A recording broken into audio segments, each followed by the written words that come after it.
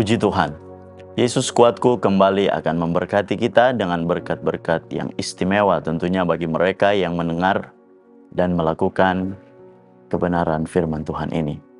Mari kita awali renungan kita dengan doa. Bapa di sorga, Bapa yang kami panggil dalam nama Yesus. Terima kasih Tuhan buat kesempatan ini. Kalau kami anak-anak-Mu masih boleh mendengar kebenaran firman Tuhan. Biarlah firman Tuhan yang Hamba beritakan ini boleh terpatri di setiap hati dan pikiran, sehingga umat-Mu boleh mengerti dan memahami dan melakukan kebenaran-Mu. Kami berdoa bersyukur dalam nama Yesus. Haleluya. Amin. Mari kita buka Alkitab kita di dalam Ayub pasalnya yang ke-23 ayat yang ke-12.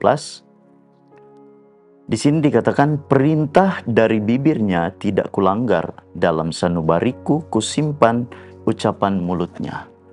Ayub orang yang jujur dikatakan di pasal 1, ia orang yang saleh, orang yang tidak melanggar, karena dia menyimpan kebenaran firman Tuhan dan dia mendengar dengan baik ucapan dari bibir mulutnya Tuhan, yaitu firman Tuhan tentunya. Dan dia tidak melanggar kebenaran Tuhan. Kalau kita membaca dalam pasal 2 ayatnya yang ke-10 di situ dikatakan dia tidak melanggar, tidak berdosa, tidak berbuat jahat lewat bibirnya, dia tidak bersalah. Itu seorang Ayub. Kita tahu dia mengalami penderitaan yang luar biasa. Dia diucapkan hal-hal yang aneh, baik dari istrinya, baik dari sahabat-sahabatnya. Tetapi yang perlu kita contohi dari Ayub, Ayub tidak melanggar dari bibirnya. Nah, inilah Ayub. Dia tidak membalas kejahatan itu, tetapi dia hanya melakukan apa yang Tuhan mau dalam kehidupannya dia. Kalau kita melihat di dalam Amsal, ayatnya yang ke-27 dikatakan, orang yang berpengetahuan menahan perkataannya, orang yang berpengertian berkepala dingin. Juga orang bodoh akan disangka bijak kalau ia berdiam diri, dan disangka berpengertian kalau ia mengatupkan bibirnya. Kita sudah melihat bahwa Ayub menjaga bibirnya. Oleh sebab itu, perlu untuk kita renungkan saat ini. Jangba bibir, kata orang Manado. Ini seringkali kita dengar ketika kita ke Sulawesi Utara, Manado, Tomohon, Tondano, dan sekitarnya. Jangba bibir, maksudnya jangan bergosip. Hati-hati dengan bibir kita. Ayub mengajarkan kita untuk menjaga mulutnya. Dia berhati-hati dengan bibir. Dia tidak membalas orang-orang yang menghakimi dia. Ya memang ketika kita diperhadapkan dengan masalah, ujian, tantangan, belum puaslah kita kalau kita belum menceritakan mereka yang menjelekkan kita. Ada yang mengganjal ketika kita belum membagikan cerita yang jahat soal teman kita, kerabat kita, sahabat kita. Tapi tidak demikian dengan yang Ayub ajarkan. Dia katakan, jangba bibir atau jaga mulut kita. Jaga lidah kita, bibir kita. Oleh sebab itu lebih baik kita berdiam diri, mengatupkan bibirnya, kata Salomo. Orang yang berpengetahuan menahan perkataannya.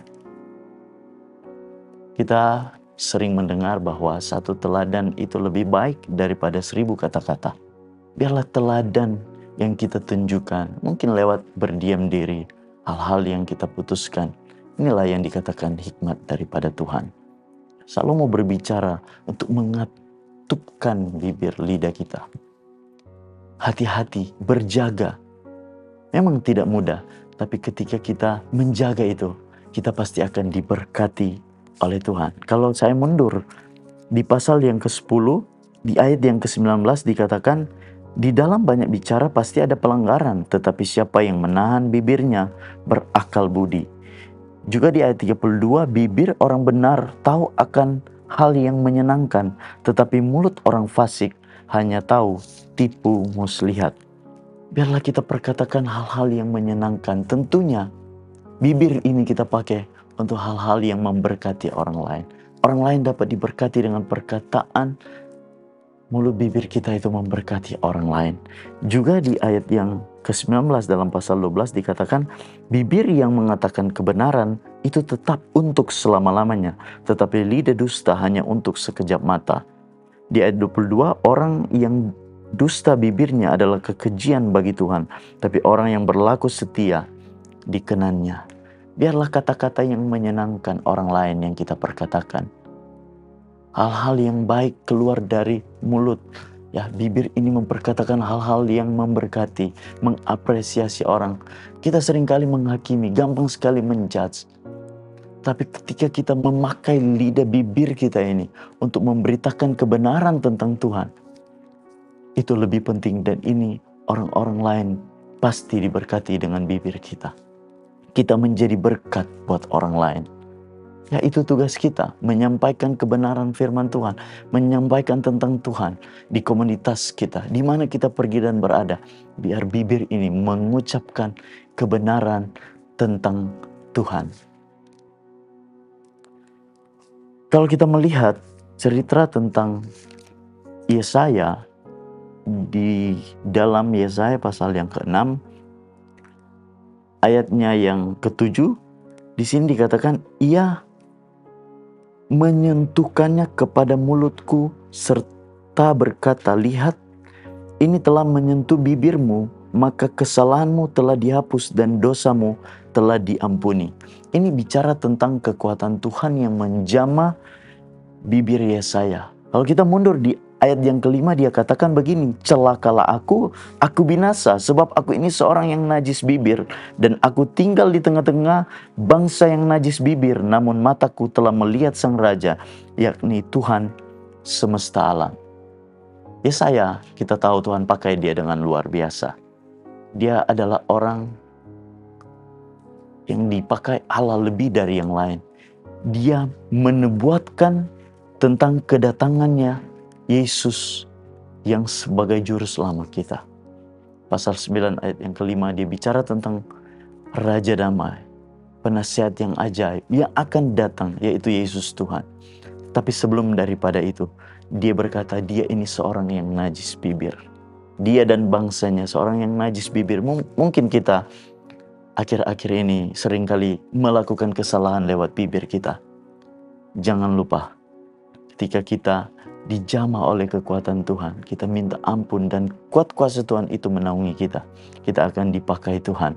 Dikatakan, ini aku, utuslah aku. Kalau kita melihat Yesaya berkata demikian, dan oleh mulutnya nubuatan terjadi bahwa Yesus akan datang sebagai penasihat yang ajaib, Allah yang perkasa, Bapa yang kekal, Raja damai. Puji Tuhan, biarlah kita menjaga bibir kita. Hati-hati dengan perkataan dan bibir, biar dapat menyenangkan orang lain, dapat memberkati orang lain. Puji Tuhan, Tuhan memberkati. Mari kita berdoa. Bapa di sorga, Bapa yang kami panggil dalam nama Yesus, terima kasih Tuhan buat pesan-Mu di hari ini boleh datang kepada kami, bahwa mulut, lidah, bibir kami ini dikuasai oleh Tuhan. Kita bisa menjaganya, karena kekuatan Tuhan kita boleh menjadi orang-orang yang menyenangkan buat orang lain, jadi saksi, menjadi berkat dimanapun Tuhan percayakan kami untuk melayani. Di situ kami menjadi berkat dan contoh-Mu Tuhan. Terima kasih buat pesan-Mu bagi kami di hari ini, biar kami boleh melakukan hari demi hari. Terima kasih Tuhan, kami berdoa mengucap syukur dalam nama Yesus, alaskan doa ini. Haleluya, amin. Bersama Yesus, aku kuat.